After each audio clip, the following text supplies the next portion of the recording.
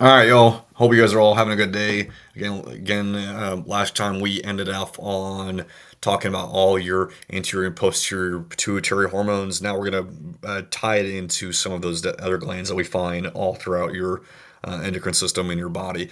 Starting off with your thyroid gland. So your thyroid gland again sits in the front of your neck and again controls your metabolic needs as well as helping your body break down in food and use it as energy as well as outside of energy production. We also see how it helps regulate body temp and then overall growth at a normal given rate.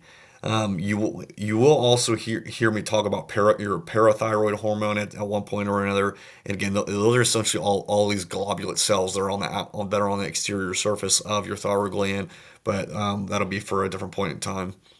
Now, the most common types again that you're going to see again, we talked about how thyroxine T4 is really the most prevalent one that you see more out of the two between thyroxine and then T3, which again is triodithronine, both which increase the rate at which cells release energy from carbohydrates. So uh, uh, Next, you have your calcitonin, which helps regulate blood calcium levels by encouraging calcium to be stored in your bones and lowering calcium in the blood, and working with your parathyroid hormone to keep those balances. So again, your parathyroid hormone on the exterior surface of your or your anterior surface of the thyroid hormone. Now, as far as your BMR, your basic metabolic rate, we're looking at how your thyroid hormone acts as a key regulator of all this basic energy use within your body.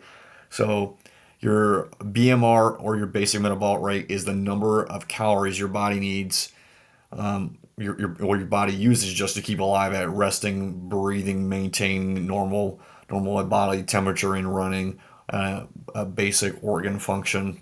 So, your thyroid plays a pretty important role with overall survival from day to day. Now, as far as overall deficiencies of your thyroid gland go, oftentimes again, if we see this overall enlargement, so again, this is normal versus the enlarged thyroid, you'll often hear of this condition known as a goiter, which is again this is essentially when your thyroid gland becomes too large due to this overstimulation of the thyroid gland, and it cannot make enough of the hormone that and or because of simply a simple iron deficiency. So just coming right back down to salt when it comes down to it. So having an adequate iodine diet can really mitigate a lot of these thyroid problems when it's come down to it. But when it's all said and done, it's super important to maintain proper levels of that. Then that way you're getting that way your thyroid can adequately produce enough T3 and T4 that your body needs. So again, you often see individuals in third world countries that the iodine or table salt is not as prevalent or easy for them to get a hold of. Again, that's where you'll typically see it. So another condition that can also lead to another condition that can also lead to again that enlarged that goiter is Graves' disease. So Graves' disease is again when your thyroid's making way too much of the hormone, and again leading to that goiter, leading to this bulging eyes, irregular heartbeats, anxiety, inflammation of your eyes, and as well as a variety of other symptoms. But because the overall metabolic, because your metabolism is overreacting due to those increased secretions of your thyroid, people often feel hot, may sweat more, and treatment focuses on reducing thyroid hormones levels or blocking their effects completely. Whereas on the flip side, if you have hypothyroidism, so the thyroid in this case again is not producing enough of the hormone T3 T4, so thus slows down your overall metabolic needs. So probably easily the most common thing you will see with this is is overall weight gain, feeling sluggish and tired, and then that overall change from hair loss, dry skin, and then just a change in heart rate. But if it's left untreated in kids in particular, that's when you really see a change in overall growth and development, structurally as well within your brain. So taking synthetic hormones sometimes can help really mitigate those normal functions. Now, next, you got your parathyroid hormone. So your parathyroid um, um, well, hormone is controlled by your parathyroid gland, which again located on that posterior surface, um, pretty much comprised of those four tiny little glands. So your parathyroid hormone, again, outside of dealing with taking all the calcium from the bones and making it more available in your blood. Again, it also helps by helping the kidneys and intestines conserve and reabsorb more of that more calcium. So calcium is super crucial for our overall nervous system activity and muscle contractions and then blood clotting. So keeping a close eye on your PTH levels and calcitonin levels is going to be pretty essential um, going as you age. Now, next up, you have your adrenal glands. So your adrenal glands sit on the top of each kidney and have two real main parts. You have your adrenal cortex on the outside. You have your adrenal cortex on the outside, and then on the inside, you have your adrenal medulla. So the medulla again is what is responsible for releasing uh, adrenaline, or epinephrine for short. Again, we talked about that back in our nervous system unit when we talked about how it helps maintain or regulate that fight or flight response within our body. While the cortex produces steroid hormones involved in salt balance, metabolic needs, and overall sex hormones.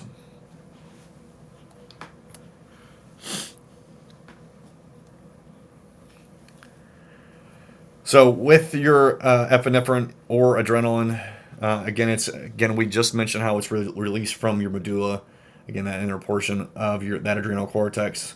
So it's especially more prevalent during stress or excitement or any sort of increase in heart rate or breathing rate, or overall homeostatic levels have drastically increased or decreased, class, and as a result classifying it as a fight or flight response. But people with severe allergies may carry epinephrine injector pens, which can rapidly reverse life-threatening reactions by opening up airways and supporting blood pressure.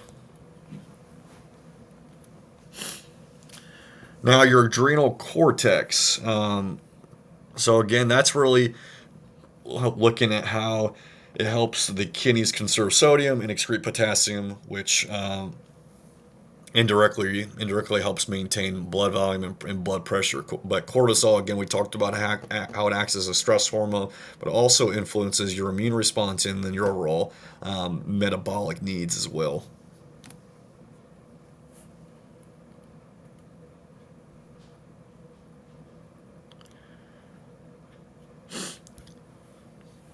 Now, your adrenal cortex outside of the stress hormones. Again, we also see how it deals with androgen and estrogen. Again, some of those sex hormones in males and females. So again, both of which can be converted to estrogens or other hormones in the body and contribute slightly to puberty and some other secondary sex characteristics. Now, as we kind of dive into some of these other disorders, like Cushing's disease is a good example of again how if cortisol levels become unregulated for too much of a long period of time in humans and in animals, it can cause increased thirst and urination and increase in appetite, a pot-bellied like appearance, obesity, and then overall thinning and hair loss. So here is a pretty good example. So we have this dog named Suki, and she is an example of how endocrine disorders can affect many systems at once and often require long-term management. So certain breeds like pugs and dachshunds are pretty prone to Cushington's disease. Next up, you have Addison's disease. Addison's disease. So this is a form of adrenal insufficiency where the adrenal glands don't make enough cortisol. So it's on the flip side, and sometimes aldosterone. So symptoms like low blood pressure, fatigue, and weight loss, and increased skin pigmentation. And that one, I want you to put a lot of emphasis on the increased skin pigmentation because that's the one that's going to come up on your test. I can guarantee it. And that it really acts as one of the main symptoms, systemic signs of Addison's disease. But because cortisol is so important for responding to stress, people with untreated Addison's can become very sick during illness or injury and needing prompt hormone intervention. Next, your pancreas. So again, believe it or not, again, your pancreas is again a gland. It's one of the largest glands within our body. So it sits behind the stomach and has both exocrine and endocrine functions again, going in and out. So as far as endocrine cells go, again, it has a cluster of cells. It has a cluster of cells known as islets. Again, if we were to zoom in on it, the islets of Langerhans, which help maintain healthy blood sugar levels, and by releasing insulin or glucagon, again, based off that negative feedback loop that would constantly come back to whether it's those blood sugar levels are too high or too low. So we'll really focus more on that when we come back to dissections. Again, I'm not going to really spend a whole lot of time on this. I feel like we've hammered this down pretty well. So again, glucagon again helps raise your blood sugar by telling the liver to break down stored glycogen into glucose. Whereas again, on the flip side, insulin has the opposite effect. It helps cells take up glucose from the blood, lowering the blood sugar. That's about as far as we need to go with that, I think, with how much we've talked about it already.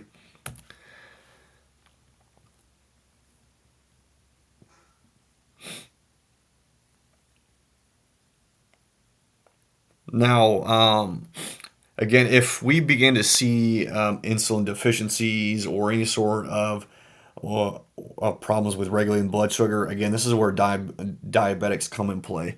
So diabetes, there are really two main forms: diabetes 1 and 2, with an unclassified form, diabetes 3. If you've ever heard of that, or want to dive into it, you can feel free to have another conversation about it. With diabetes 1 and 2, again, diabetes 1 again is more juvenile with the onset, again, where you typically see it in younger individuals. Again, it's normally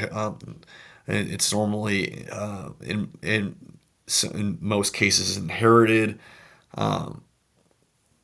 and on and then as whereas on the flip side with type 2 diabetes, this is more of a mature form that again really forms as individuals age. So again, with type 1, again, you're looking at again how your body is essentially destroying all those insulin producing cells. So those insulin injections are super important. Where on the flip side, again, with type 2, again, your cells are simply just insulin resistant. So your blood sugar is going to rise, and sometimes, so just maintaining a healthy lifestyle when it comes down to it can really help control type 2 diabetes. But if you begin to see really drastic changes in either one, this is when diabetic neuropathies really become a problem. So again, diabetic neuropathies are again when your nerve cells are damaged again due to long-standing diabetes, and again, it's not being properly treated, thus causing again changes in nerve impulse, with us causing irregularities in again how a nerve impulse is travel from neuron to neuron, whether it's due to the axon itself, whether it's due to the myelin sheath surrounding it, whether it's due to again a variety of other things.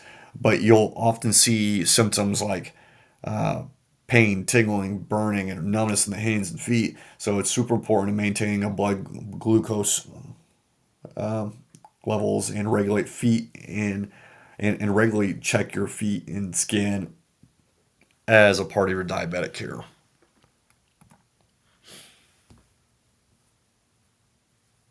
Now, next up, we have diabetes insipidus. So a little bit not as common, but it is a different disease. But it is a different disease than diabetes mellitus, which we already mentioned.